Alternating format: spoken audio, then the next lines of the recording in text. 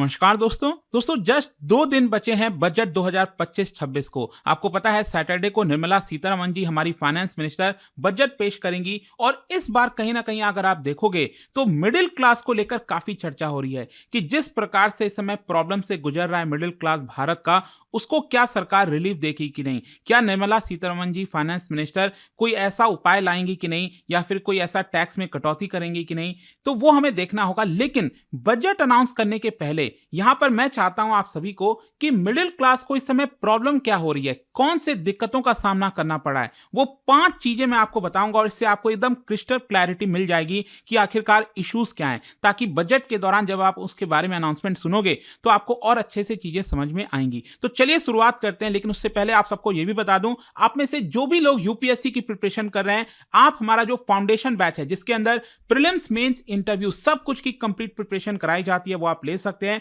और इसमें सबसे खास बात यह है कि अगर आप ये लेते हो और प्रीलिम्स को सिर्फ क्रैक कर लेते हैं तो पूरा का पूरा फीस आपको रिफंड कर दिया जाता है। हर महीने यहां पर एक टेस्ट होता है जिसमें टॉप रैंक को 11,000 रुपीज का कैश रिवॉर्ड भी मिलता है। तो ज्वाइन करने के लिए लिंक कमेंट सेक्शन में, और यूज करना है ये कोड आपको अंकित लाइव, ताकि आप मैक्सिमम डिस्काउंट ले सकें। और इसके अलावा अगर आप एमसीक्यूज अटेम्प्ट करना चाहते हैं तो मेरे इंस्टा पेज पर जाइए, वहां पर स्टोरीज में जितने भी एमसीक्यूज हैं उसको भी आप अटेम्प्ट कर पाएंगे। तो चलिए शुरुआत करते हैं। लेकिन उसके पहले मैं आप सबको चाहता हूं कि 5 साल पहले, अगर आपको याद होगा, 2019 में 20th ऑफ सितंबर गोवा में एक प्रेस कॉन्फ्रेंस किया गया था फाइनेंस मिनिस्टर निर्मला सीतारमण जी के द्वारा, और एक बहुत ही हिस्टोरिक स्टेप के आधार पर उन्होंने कहा कि हम ग्रोथ और इन्वेस्टमेंट को प्रमोट करना चाहते हैं। और उसके लिए सोल्यूशन क्या निकाला गया कि भारत में जो कंपनीज हैं, जो कॉर्पोरेट टैक्स लगता है उनके ऊपर, उसको एकदम नीचे कर दिया जाए, ताकि भारत दुनिया में कॉम्पिटिटिव बन सके और ज्यादा से ज्यादा इन्वेस्टमेंट हो भारत में, ताकि इससे भारत की जीडीपी बढ़ सके। और इसके लिए क्या किया गया कि जो डोमेस्टिक कंपनीज हैं उनके लिए टैक्स घटाकर 22% कर दिया गया, और यह बोला गया कि जो नए डोमेस्टिक मैन्युफैक्चरिंग कंपनीज लगाएगा, प्लांट सेटअप करेगा, तो उसके लिए टैक्स सिर्फ 15% होगा। और इसकी वजह से ऑब्वियस सी बात है कि टैक्स में कटौती की जा रही है, कॉर्पोरेट टैक्स में, तो यहां पर सरकार को कुछ नुकसान भी होगा। तो सरकार को कितना नुकसान होगा? लगभग 1.45 लाख करोड़ का, तो 1.5 लाख करोड़ का नुकसान होगा। लेकिन फिर भी सरकार का मानना था कि इससे जब ग्रोथ होगी तो अल्टीमेटली यहां पर टैक्स के फॉर्म में पैसा भारत सरकार के पास आएगा। और ये इतना बड़ा दिन था, आपको बता दूं कि उस समय पिछले 10 साल का सबसे बेस्ट परफॉर्मेंस रहा था निफ्टी और सेंसेक्स का, 5% से ज्यादा ये बढ़े थे। तो यहां पर अब हुआ क्या? देखिए, सरकार ने कॉर्पोरेट सेक्टर को तो बूस्ट दे दिया, उनका टैक्स कम कर दिया। अब उससे कितना इन्वेस्टमेंट आया नहीं आया वो अपने आप में एक डिबेटेबल मुद्दा है। प्रॉब्लम क्या हुआ है कि इंडिविजुअल्स के ऊपर जो टैक्स लगता है, मिडिल क्लास के ऊपर, एक सैलरीड पर्सन के ऊपर टैक्स लगता है, वो कम नहीं हो पाया है। वो एक्चुअल में अगर आप देखोगे तो इंक्रीज होता हुआ आपको देखने को मिलेगा। वो मैं आपको वीडियो में ग्राफ के थ्रू दिखाऊंगा आगे। लेकिन 2019 में एक्चुअली इकोनॉमी जिस स्तर पर थी, कहीं वही सिचुएशन आपको इस समय भी देखने को मिल रही है। कहने का मतलब यह है कि इस समय जीडीपी ग्रोथ एकदम काफी नीचे आ गया है, कंजम्पशन, इन्वेस्टमेंट पीछे छूटते जा रहे हैं। आपको पता ही होगा कि यहां पर जो Q2 का जीडीपी का आंकड़ा आया था, ये 5.4% पर आ गया। किसी ने उम्मीद नहीं किया था, सबने सोचा था कम से कम 6% तो रहेगा ही रहेगा, लेकिन ये एकदम धड़ाम से नीचे आकर 5.4% हो गया है। और इसमें जो प्राइवेट कंजम्पशन है वो भी आपका 7.4% से गिरकर 6% हो गया। जो इन्वेस्टमेंट है वो आपका 7.5% से गिरकर 5.4% हो गया। अब देखिए क्या होता है ना, जीडीपी के अंदर इसका 60% वेटेज ये अकेले प्राइवेट कंजम्पशन का होता है। मतलब हम और आप जितने भी लोग यहां पर सामान खरीदते हैं और कंज्यूम करते हैं, जिसको प्राइवेट इन्वेस्टमेंट, तो जीडीपी का 60% हिस्सा प्राइवेट कंजम्पशन का है। और प्राइवेट कंजम्पशन ज्यादातर कहां से आता है? मिडिल क्लास से आता है। तो यहां पर कई कमेंटेटर्स का यही कहना है कि सरकार को मिडिल क्लास के ऊपर फोकस करना चाहिए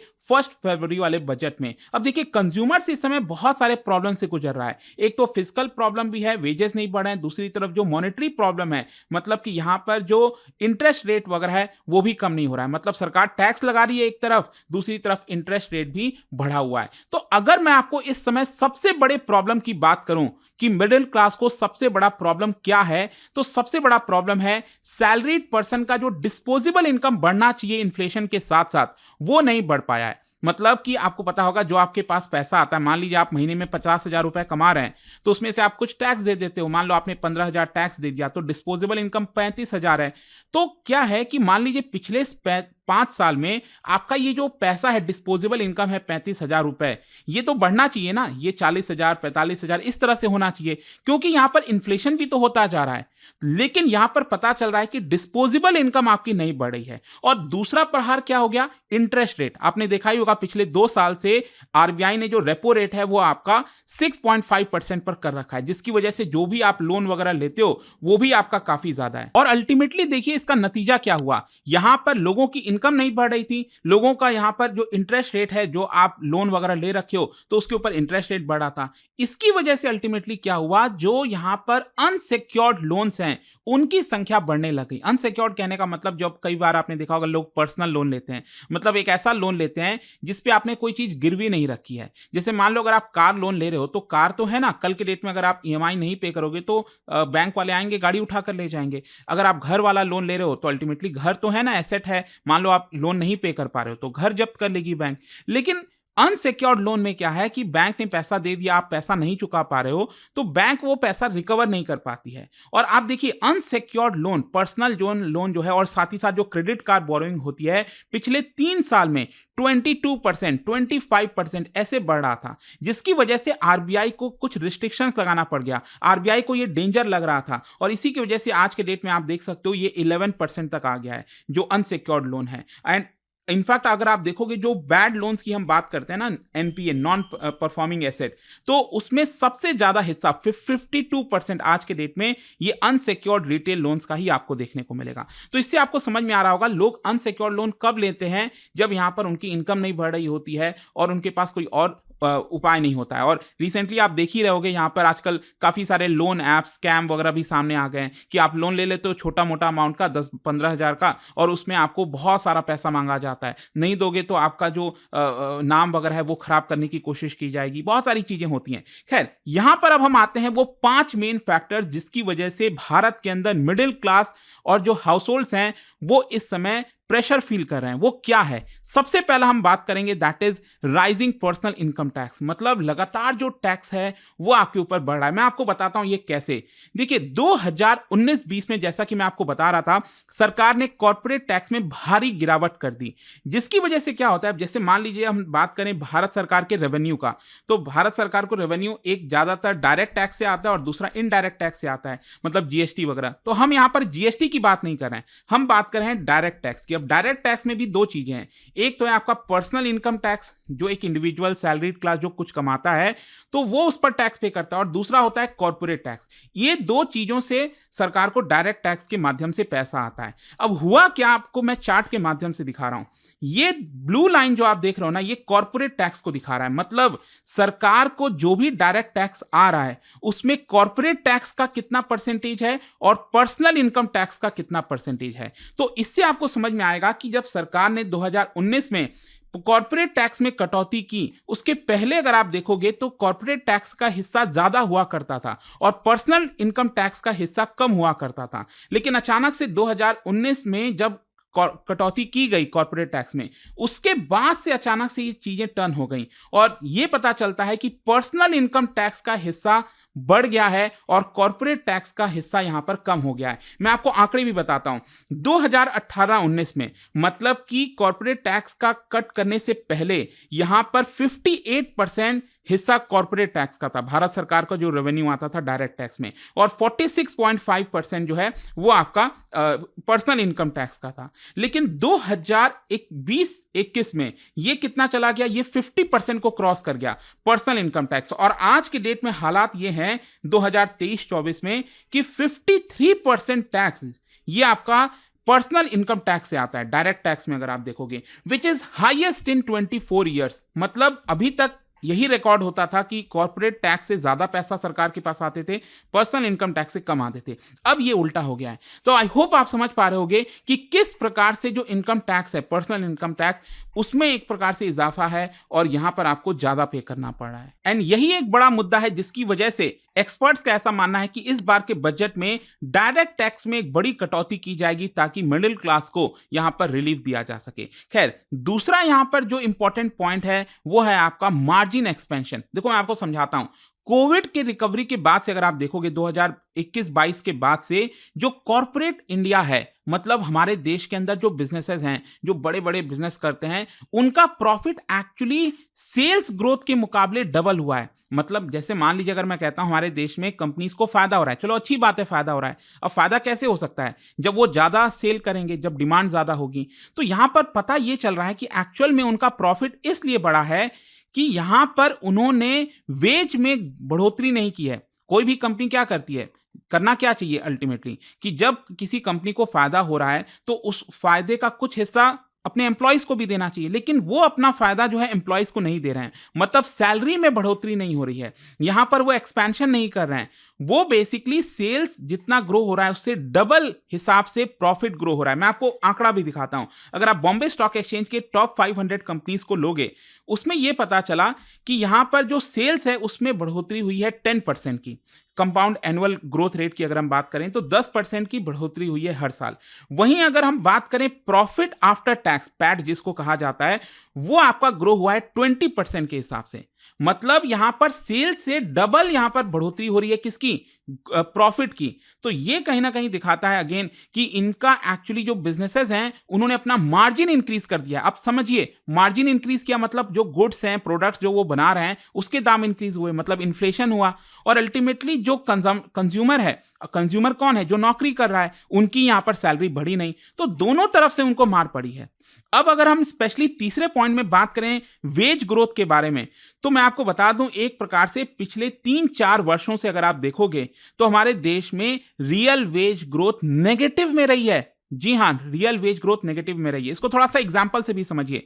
मान लीजिए अगर मैं कहता हूं कि आपकी सैलरी बढ़ी 5%, ठीक है, इस साल आपकी सैलरी 5% बढ़ गई, अच्छी बात है, बढ़ना और चाहिए, चलो सपोज 10%, लेकिन आपकी 5% बढ़ी।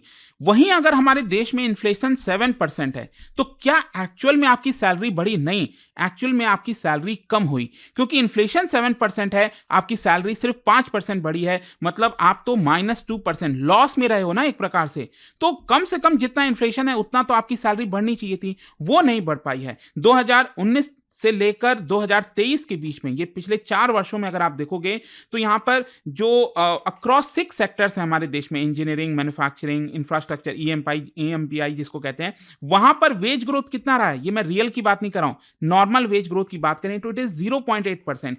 आईटी सेक्टर के अंदर भी कोई बहुत ज्यादा वेज ग्रोथ नहीं हुई है, इट इज जस्ट 4%। वहीं बैंकिंग, फाइनेंस सर्विसेज, इंश्योरेंस की बात करें तो वहां पर वेज ग्रोथ 2.8%, और साथ ही साथ रिटेल सेक्टर की हम बात करें तो 3.7%। लेकिन इन्फ्लेशन कितना रहा है हमारे देश में? कम से कम 5% तो रहा ही है, 5% से ऊपर रहा है ना। तो रियल वेज ग्रोथ कहां रही है? रियल वेज ग्रोथ नहीं रही है। यह चीज आपको समझने की आवश्यकता है, and that is why middle class is in depressed. Next अगर हम बात करें फोर्थ पॉइंट की, वो है आपका इन्फ्लेशन। तो देखिए इस समय जो रिटेल इन्फ्लेशन का आंकड़ा है वो पहले से थोड़ा सा कम हुआ है, क्योंकि रिटेल इन्फ्लेशन हमारे देश के अंदर, कंज्यूमर प्राइस इंडेक्स जिसको कहा जाता है, वो आपका 6% तक चला गया था, राइट। लेकिन वो कम होकर अभी 5.2% पर आया है दिसंबर 2024 में। लेकिन प्रॉब्लम क्या है? प्रॉब्लम यह है कि फूड इन्फ्लेशन अभी भी हमारे देश में काफी ज्यादा है। फूड इन्फ्लेशन अगर आप देखोगे तो 8.39% दिसंबर में, उसके पहले नवंबर में 9% रहा था। आप समझ रहे हो? देखो क्या होता है ना, एक मिडिल क्लास सबसे पहले अपना किस चीज की जरूरत पूरा करेगा? जो भी उसकी सैलरी आएगी सबसे पहले तो अपना पेट भरेगा।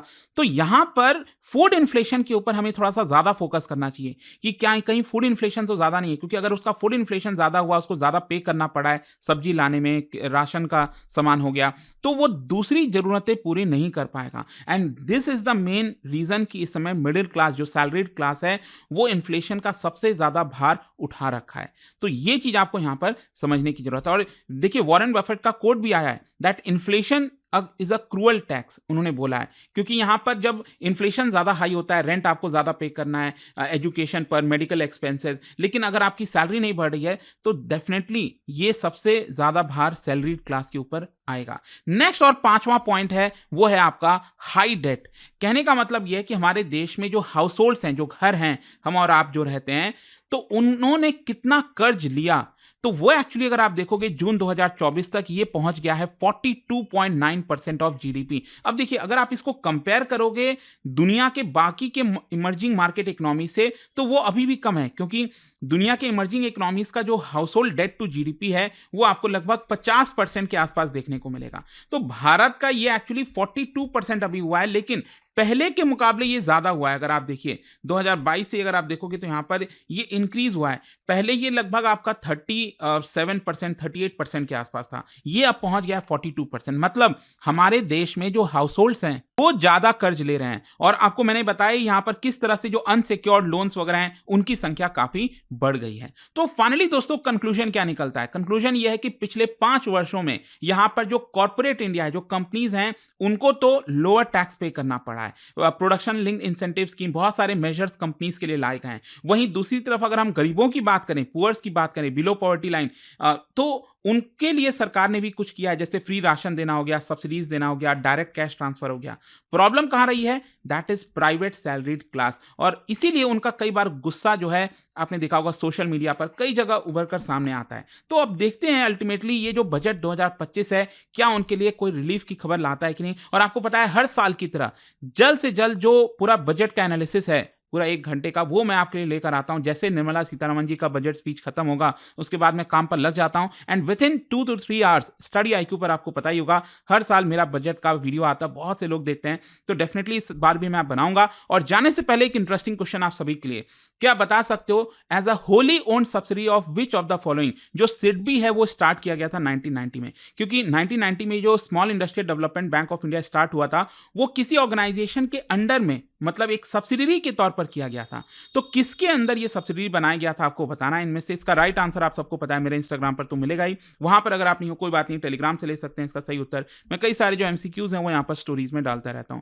अगर आपको पीडीएफ है तो टेलीग्राम पर आइए, अलग अलग सोशल मीडिया पर आप जुड़ पाओगे। और जैसा मैंने आपको बताया, अगर आप यूपीएससी की तैयारी कर रहे हैं, कोई भी बैच चाहते हैं, you can just use this code Ankit live to get maximum discount. And I hope कि वीडियो आपको पसंद आया होगा। मिलता हूं आपसे next time, till then thank you very much, see you soon. Study IQ IAS, अब तैयारी हुई अफोर्डेबल।